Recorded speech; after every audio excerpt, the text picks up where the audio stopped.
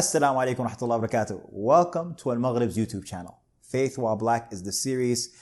Make sure that you turn on your notifications and subscribe so that you don't miss an episode. Alhamdulillah, wassalatu wassalamu ala rasulillah. Assalamu alaikum wa rahmatullahi wa barakatuh, everybody. I am very happy today on this session of Faith While Black. We've got the Afro man, Omar Usman. Jazakallah khair. Omar Usman is a long-time friend of mine and very well known in the Islamic da'wah scene here in the US. I'll read off of his website, ibnabiumar.com. He works professionally as a technology consultant and as a certified project manager, John Maxwell certified leadership trainer and speaker. And he's been involved in a lot of organizations. He's a founding member of Muslim Matters and 𝐁𝐥𝐿am Institute. He was, his wife at least was the Amir of Qabilat Salam in Atlanta.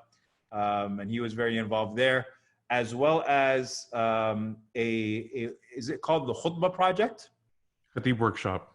Khatib Workshop. So you were a founding member also of the Khatib Workshop initiative as well. Yes, alhamdulillah. So welcome. How are you doing? Doing good, man. Alhamdulillah. How are you? Alhamdulillah, very good. Alhamdulillah, very good. So this is an interesting take on Faith While Black, because I know people aren't supposed to judge, but you're not black. So but you've also got an incredible perspective to share because your wife is black, right? Yes. And I wanted to just kind of jump in with your story, how you got involved in da'wah in the first place, and then we'll jump into the relationship part of it.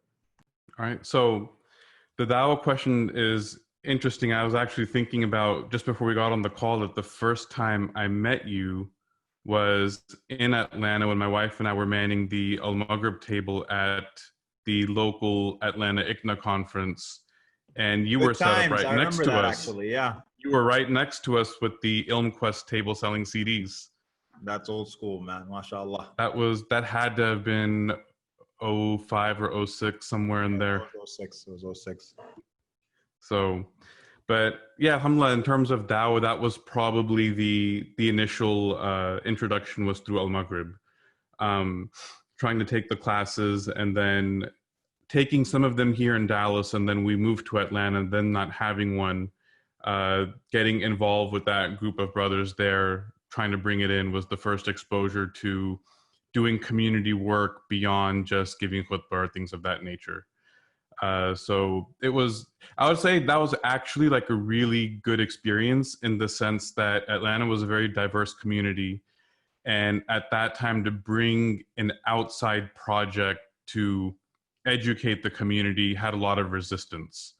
And so it did require quite a bit of collaboration and working with local masjid leaders and imams, and hearing their concerns and working with them in order to bring an outside project in. I know now it's kind of taken for granted, and everyone goes to the classes. I don't think it's taken for granted. I feel like Atlanta is still one of those black holes, like in the country. Like there are some cities where you never hear of anything happening inside of it, even though it might be a very vibrant community. You just never hear of anything happening, and Atlanta has always been one of those.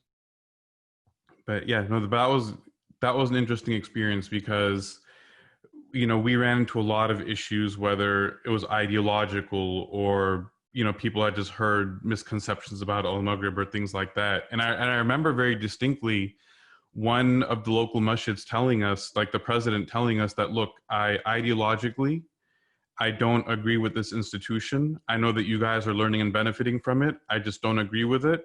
But all of you guys show up and you volunteer at the masjid and you give good khutbahs. And so I trust y'all.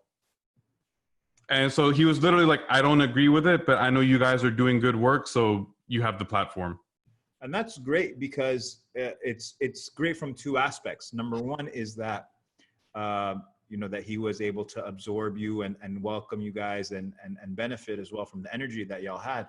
But also it shows that you guys were present in your community, which is a problem that we had with a lot of, students who will attend an AlMaghrib seminar, for example, disappear from their community for 3 months, and then they'll reconnect with their masjid when it's time for another seminar, and they want a platform and they want them to market and all of that type of stuff. So you have to create that ripple effect in your community, and you have to benefit. So that's AlMaghrib. And then moving on, you eventually moved to Dallas. I moved back to Dallas, and then we looked at what can we do, and it was kind of interesting because when I moved back to Dallas was about the same time that Sheikh Abdul Nasser had moved back to Dallas. And so he's been my local imam since I was in like high school. So I've always known him from way before. And so he happened to take over at our local masjid officially around the same time I moved back. And we were just figuring out like, hey, what can we do? And so I was telling him all the stuff that I learned at AlMaghrib in terms of how to organize a seminar, how the teaching style is different from like the weekly halaqah, and, you know, how to kind of create some excitement with the audience and things of that nature. So we took those lessons and applied it to just hosting some local seminars in the masjid. And that was how Ghullam came about. It was literally just a local masjid project of, hey, what can we do in a format that not only attracts people, but it facilitates it for them. So, you know, we really thought a lot about things such as babysitting and making sure everyone had equal access to the program and, you know, all those things so that people could actually just come and listen and learn. And then, you know, picking topics and structuring the curriculum in such a way that it was easy to absorb and all those things. And so that was the building blocks of how that took off. So it was just regular seminars that you would do within one particular masjid? Exactly. So like a Saturday, you know, 11 a.m. to 5 p.m. Tafsir Surat al-Hujurat. Nice. Like as simple as that. Yeah. Awesome. MashaAllah. And then that developed into Qalam, and you're also involved in Muslim matters as well as the Khatib workshop. And the Khatib workshop, I think, is just such an important project because it is so painful. You know, the notion of, but anyway, I don't want to spend too much time on this, you know, and we can go into these tangents, but you marry your wife, you met her in Atlanta? No, this was way before. We met through mutual friends. She's actually from Toronto. And she's from which country? She is Somali. Okay. So Somali raised in Toronto. How did that conversation go? Between me and her, or between the families? Well, between you and her, as well as between the families as well. Absolutely. So between me and her, it was really just, I would say, a normal, you know, people saying, hey, you guys would probably be a good match. You should get to know each other and talk. And so we started talking and we concluded, yeah, we would be a good match. And how do we move it forward? And then that's when you start to run into all the other obstacles. So, you know, obviously being Desi, there is that, you know, we're talking about faith while being Black. There is that racism element in the Desi community toward Black people, toward, you know, other races and whatnot. So dealing with that was an issue.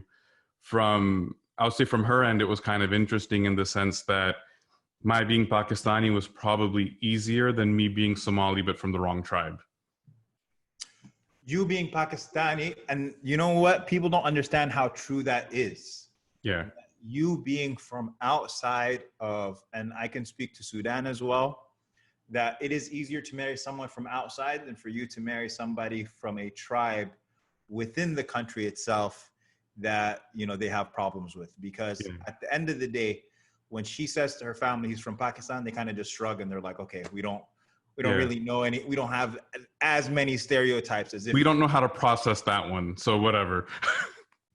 So, I mean, that's an incredible challenge. People don't think of, even in the conversation now that we're having about racism, we don't think of the racism that takes part within Black communities as well.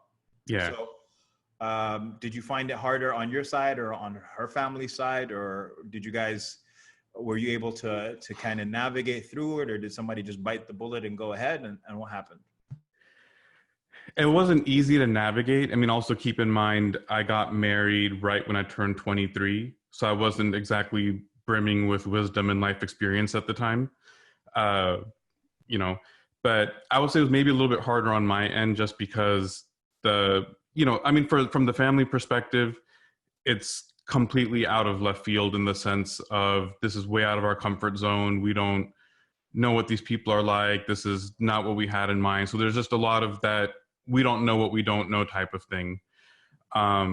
Which is a fair point, by the way. Yeah, it is a fair point because when, you know, there is truth to the fact that when you're getting married, you're having a marriage of families and cultures and all of those types of things, right? And so parents have a certain expectation that this is how our family is going to be. This is what our daughter-in-law is going to be like. This is what our relationship is going to be like. This is how we expect to meet with our, with the other side of the family and all those things. And you basically just throw a wrench into that whole process. If there are problems, which could be expected in every marriage, if it reaches the level where families need to get involved, they have a shared set of values. If they're within the same, there's a blueprint. Yeah, there's a blueprint through which they give certain weight to certain things.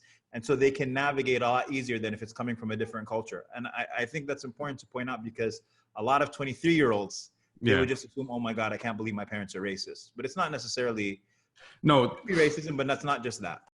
Yeah, and I'll say, and looking back, like there were probably a lot of things that I got, I had frustration with things that my parents said that I'm realizing now they weren't that off base. You know what I mean?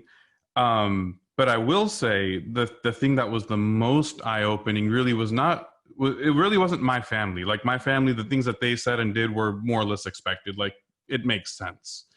The thing that caught me off guard really was more the comments from other community members and how they reacted. Not even your extended family. No, not even my the funny thing is most of my extended family was actually like fighting on my behalf. They were like, let him live the dream. They're like, please. Yeah. But it was community members saying, it was almost like Trump, where like, they're thinking it, but you're shocked when they say it out loud. Yeah. And so, that was probably my first exposure to that level of racism in the community, in the sense that people just saying things like, I very vividly remember it happened in Ramadan, and uncle and auntie pulled me aside to talk to me and tell me that what I was doing was wrong and disappointing and this and that. And they literally looked at me and said, your kids are going to be ugly. Allahu Akbar. Allahu Akbar. And then they proceeded to tell me how they would prefer that their own child would just literally have a girlfriend and sleep around than to do what I'm doing. No way. Not like, you can't make this stuff up. I had a friend that I was actually fairly close with call me a few days before my wedding and like cuss me out and say that he can't believe that I'm turning my back on my culture and my heritage and my family and this and that. And if you had married a white girl, would you have gotten half of that? No, because marrying a white girl is normal in the community, right? Marrying a white guy is normal in the community. Really? So those things. And then even getting married, like I remember at it's so funny. Like I remember at the actual wedding, just overhearing, the things that people were saying to my wife, just like while we're sitting on stage. So, things like, oh, mashallah, your face has so much noor. Do you know what the word noor means? Wow. And then people asking things like, oh, where did you guys meet? Did you convert to marry Omar? And, things like that. Okay. So I'm assuming they assumed she was a convert for like a week or something like that. Basically, like there, and from her, she's sitting there thinking like, I think my family's probably been Muslim more generations than yours has. Yeah, probably. SubhanAllah, man. I mean, I'm still wrapping my mind around the fact that it's not that you married non-Pakistani. It's that you married, and it's not, if you had married white, if you had married Arab, it wouldn't have been as problematic. Nope. Do you see the same when Pakistani sisters marry black guys? I mean, I only know of like a handful of situations like that. And I would imagine that they got it much worse. Really? Just because, I hate being stereotypical, but it is that stereotypical thing of guys get a little bit more latitude than the girls in a general sense. And so I would envision that their battle would have probably been a little bit tougher. Yeah. And so you see, I was going to ask you for implicit racism or implicit bias, but I heard, they just spelled it out. I mean, it was spelled out. Like it's so weird thinking about it now, right? Like I had friends, like these are friends that like I grew up with, coming and telling me, like literally, my mom said, don't do what Omar did. You just watch, he's going to be divorced in a few years. Love. Like, people are rooting for your marriage to fail so they can have that "I told you so" moment and tell their kids, like, see, that's why you don't marry a black person. Umar's marriage probably outlasted a lot of marriages in your community. I'll tell you that. SubhanAllah. No comment. I'm just saying, 50% divorce rate. But anyway, the point, now that you've obviously, alhamdulillah, Allah subhanahu wa ta'ala blessed you with a lot of children, or children, you at one point were known as Abu Blackistani. You've got Blackistani kids. Alhamdulillah. And so now you're the father of black children, right? And yes. So how has that shaped your perspective? How's that shaped your, your views on and even that colorism? Does it still exist? Do you still hear these types of things, even with regards to your own children? How do you deal with that? How do you process it? What are the conversations that you have with your children in the world that we're living in now? Assalamu alaikum wa rahmatullahi wa barakatuh. I hope you're enjoying the Faith While Black Conversations. It's a series sponsored by Deeper Roots, the history of Islam in Americas, taught by Dr. Abdullah Hakim Quick. You can find out more about the course at www.almaghrib.online. Now back to the program. I mean, I don't hear that directly anymore just because I probably don't meet those types of people anymore. But in terms of how it shifted. Those were people in the masjid, right? It's not like you were going to some crazy places. No, I mean, I think it's a mix of, I don't go around there that often. And then also they know me well enough that if they say something, I'll come right back at them. So we have a cordial, hello. By the way, did that open the door for more of those types of marriages in your community? That's an interesting question. I don't think so. In the Sudanese community, we are incredibly closed off, right? Incredibly closed off. And my sister married a Chinese brother. And that wedding was like, it was a big deal. Sure. And almost 2 months later, we had another marriage where we had another sister who, she wanted to marry a guy, and her parents were kind of fighting tooth and nail. He was Spanish. And as soon as they saw that wedding, they were like, oh, we can be happy for people marrying from outside of. And so they allowed it. So I'm wondering if that ripple effect actually happened in your extended community. No, I think I was just the exception. You're the one who got away? The one that got away. Okay, khairan, inshallah. So I think the others were still I don't want to say just the normal, but it was still a lot of people like marrying someone that's white or a convert or things like that. But that was normal before I got married even, so. Okay. And so back to your children. So with the kids, I mean, that would probably be the thing that has affected me the most, in the sense that, like, obviously, that your kids are going to be perceived as black or Pakistani or whatever, but like now seeing, because my oldest Abdurrahim is 14, and he's about my height now, right? And so he is a teenager, looks like a teenager, and now I have that realization that society is going to see him as a black kid. They're not going to know that he's half Pakistani or whatever. Not that it makes any difference, but he's going to be seen as a black kid, right? If I walk out, I'm very clearly brown, and that's a different set of treatment. And so now knowing that has shaped a lot of things in terms of just my thought process and how I approach it and how I think about it, and, how we talk to him and how we educate him is a lot different than what I grew up with. Does he identify as black? Your kids, do you see that in them? Are they culturally more Pakistani? I mean, I think even Pakistani kids, African-American culture is the dominant pop culture anyway. And so I feel like even when kids aren't black, they really connect with black culture. And so if you are, then it just makes it that much easier. I don't think they identify that heavily one way or the other. Like they're, they talk to both sides, extended family, like on a daily basis. And so they get that regular influx from each side. So the thing that's always interesting to me is more like when they're playing video games and stuff, what color avatar they choose. And so that differs. Like my son picks the one that looks black. And so like he clearly sees himself that way. Like I think my daughter sometimes will pick the one that's maybe a little bit lighter, or, maybe to them matches more what their skin tone is. So that stuff to me is a little bit more interesting. But if you ask them, like they they will sit and give you the explanation of, no, I'm half Pakistani, half Somali, blah, blah, blah. You know, they'll give that explanation if they're asked what they are. What do you, I mean, your son Abdurrahim at 16, he's going to be driving, 17. Have you prepared for these types of conversations mentally?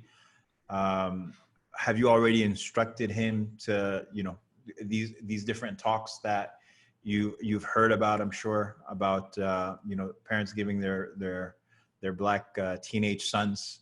Have you had any of these conversations with him? Yeah, we've started to. For me, it's new territory. For my wife, she's experienced with this because she's the oldest of 7. So she's got 4 brothers. So she kind of knows the drill, so to speak. So we have started having those conversations with them, and it's not easy. Like, to them, they're just kind of like, why? Why is it like this? This doesn't make any sense. I mean, it never makes sense to anybody, but yeah, unfortunately, that's just the world that we grew up in. You've been very involved in a lot of organizations, specifically in da'wah. Is there, you know, we've been having this conversation, or the country's been having this conversation about, you know, white privilege and white people needing to do more to facilitate, basically Black Lives Matter and facilitate, you know, change in society. What do you think the immigrant Muslim community needs to do in our spaces, the spaces that we control, our masajid, our conferences, our programs?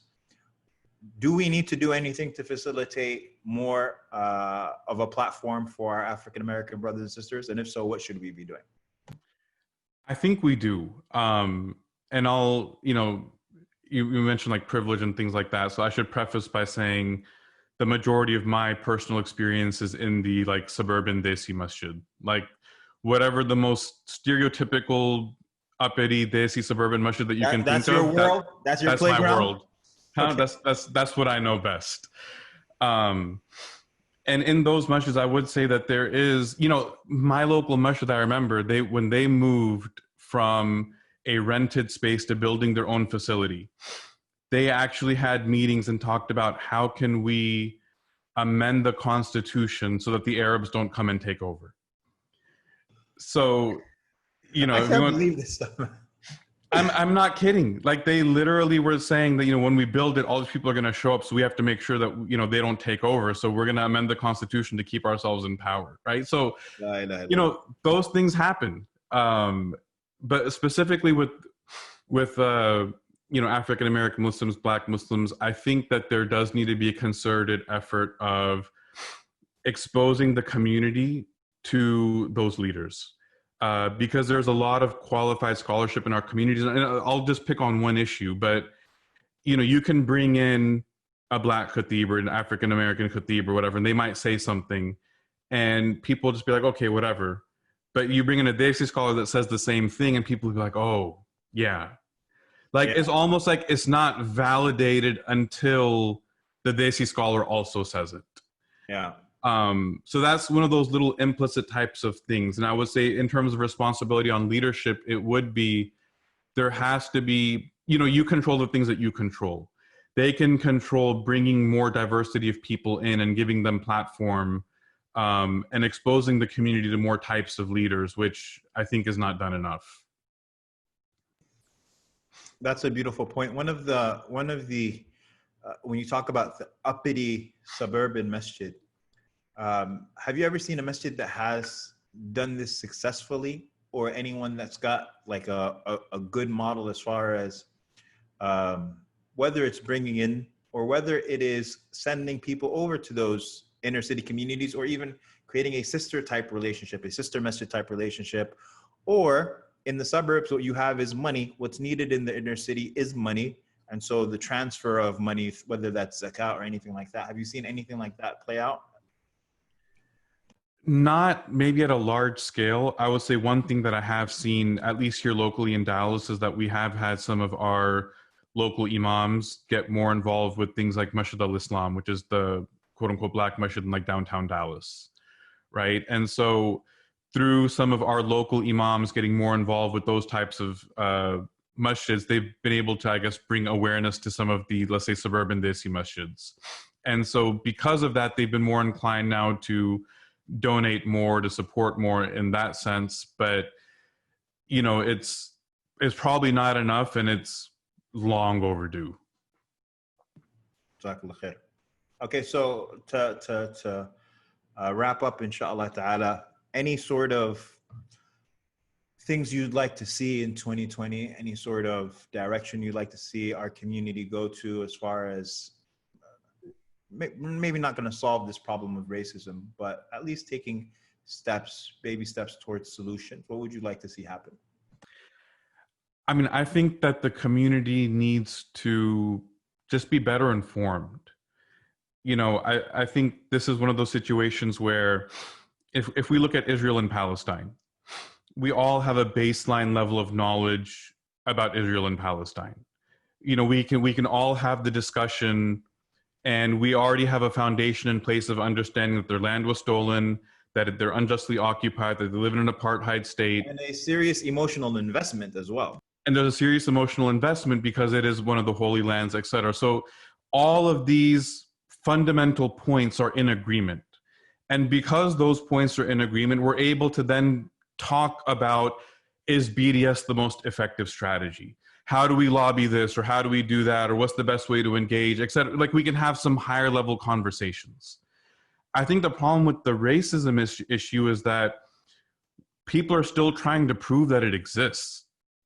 Like, people are still trying to prove that it's an important issue. But you know why, right? It's because if I am coming from Pakistan, or I'm coming from Senegal, or I'm coming from Indonesia, or I'm coming from wherever, and I'm able to come with $10 in my pocket and maybe a phone number for somebody, and I'm able to wash dishes until I buy a business, or I'm able to wash dishes until I get into a school and build a house for myself and a family, and move out to the suburbs and build a masjid with this surplus money, and you're telling me racism exists? I'm like, where?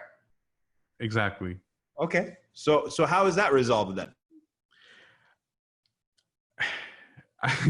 So there's a very long answer, which is that Desis have to just understand how and why they were able to do that. I think there was a Hassan Minhaj clip that went viral where he was like, they basically let you in the club to show people that racism doesn't exist. Like, you got played without realizing it, so to speak. And that doesn't mean that we're suddenly discounting anyone's hard work or the effort that they've put in and all of those types of things, but it's understanding that that opportunity hasn't been made available to everyone. You got an exception, which is fine, and you made the most of it, alhamdulillah, but you know, there needs to be some work done to understand why the situation is different for African Americans. What are the... So that's the education part. Sorry? That's the education part. That's the education part. Like, you just need to learn what the history is of this land that you live in and why things are different. And, you know, every time like this Black Lives Matter discussion comes up, it's kind of like we're debating the same points over and over again. You know, I made the point to someone that like Rodney King happened in '92. You know, I'm an 80s kid, right? So that was basically, I was what, like 10 or something when Rodney King happened. So that's literally my whole lifetime, from Rodney King to George Floyd. This is one incident after another. But in spite of that, those literally decades, we're still always starting the conversation at square one.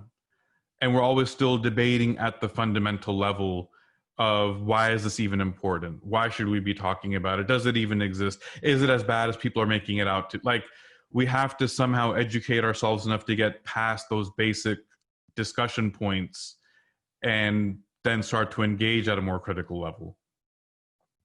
And I hope that this time is different, and not just different, that society is in general moving towards past this being square one discussion point. And you can see that in the amount it feels like this one's a lot different. Yeah, you know, 50 states, protests in every state, even states that, you know, you'd be hard pressed to find Black people. Utah had protests. What's that? Utah had protests. I mean, Every time I think of I went to Utah. I went to Utah. Jazz fan, so it's hard for me to give them credit. But yeah, Utah having protests. I went to Utah a few months ago. I think it's a miracle that they had protests after having seen Salt Lake City. Yeah, exactly. They call it. I mean, it's Salt Lake isn't about the salt, but anyway, the point here is that I do believe that this issue of Black Lives Matter and what have you, police brutality, and especially with regards to the amount of documentaries, film, like I think When They See Us was just unbelievably powerful, because what it did, even though Michelle Alexander had the new Jim Crow, and there's always something different when art is presented, because art creates that emotional connection, that information, just receiving information in a book format or anything like that just doesn't do. But I think all of these things hopefully will continue to move this conversation forward and lead to some sort of legislation. Inshallah. Cool. So any projects that you are working on personally that we should be looking out for? I know your writings can be found at ibnabiumar.com, and we'll be putting that up inshallah ta'ala. But anything else that's going on in your world? I've got my podcast, Ibn Abi Umar podcast, and YouTube channel. Everything's linked to on ibnabiumar.com. What's the podcast revolving around? The general theme is faith-based personal development. So just taking these topics like leadership and whatnot and developing them out, and also having just different guests on and so on. Awesome. Nothing about sneakers? I know you're a sneakerhead. Nothing about sneakers, although I did record a podcast with Maheen last week, and we got into sneakers a little bit. By the way, I did get my first pair of Jordans Which ones? 2 weeks ago.